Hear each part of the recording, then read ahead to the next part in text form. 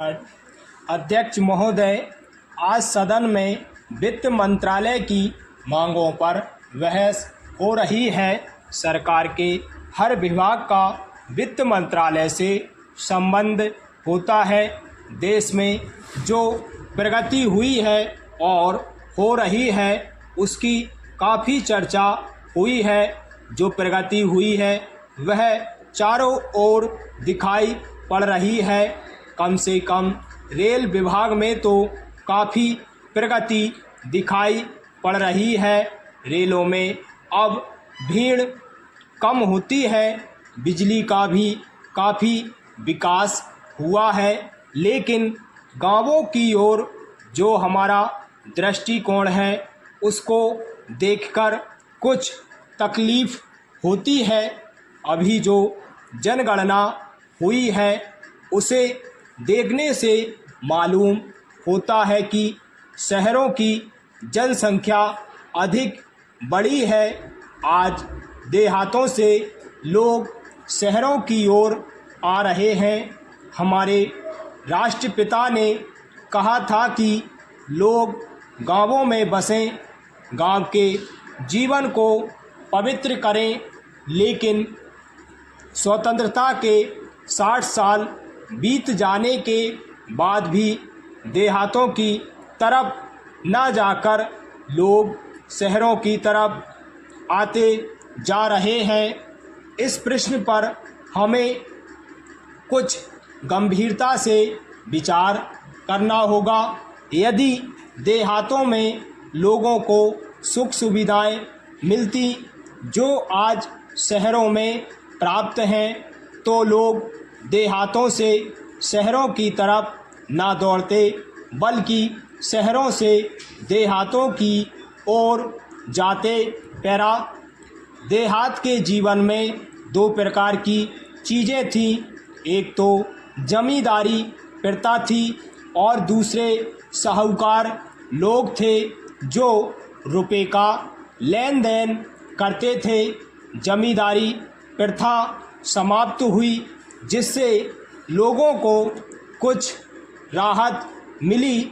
जहां तक रुपए के लेन देन का प्रश्न है, पहले 25% तक ब्याज लिया जाता था। अब कमी हुई है लेकिन कहीं कहीं पर अभी भी उतना ही ब्याज लिया जाता है जिससे कर्ज लेने वाला उनके चंगुल से नहीं निकल पाता। सरकार भी अब उचित दर पर कर्ज देने लगी है। इसी कारण से कहीं कहीं पर साहूकारों के ब्याज की दर में कमी आई है। लेकिन इसके बावजूद भी यदि हम देहातों और शहरों की तुलना करते हैं तो उन दोनों के स्तर में काफ़ी अंतर पाते हैं। अभी कहा गया है कि पंचवर्षीय योजना के कारण देश की आमदनी बढ़ी है। यदि यह बात सही है तो मैं जानना चाहता हूं कि यह आमदनी कहाँ गई।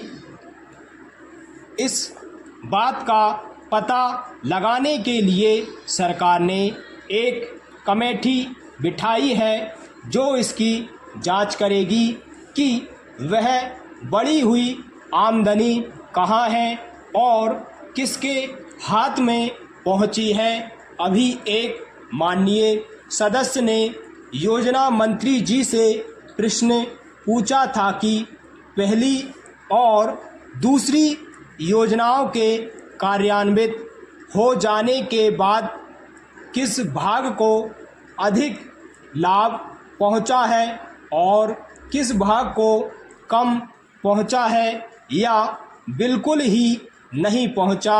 इस प्रश्न के उत्तर में मंत्री महोदय ने बताया कि अभी इस पर विचार हो रहा है और देखा जा रहा है कि किस वर्ग को कितना लाभ हुआ है। मंत्री महोदय के इस उत्तर को सुनकर मुझे बहुत आश्चर्य हुआ है। मैं आशा करता हूं कि सरकार सब वर्गों का ध्यान रखेगी।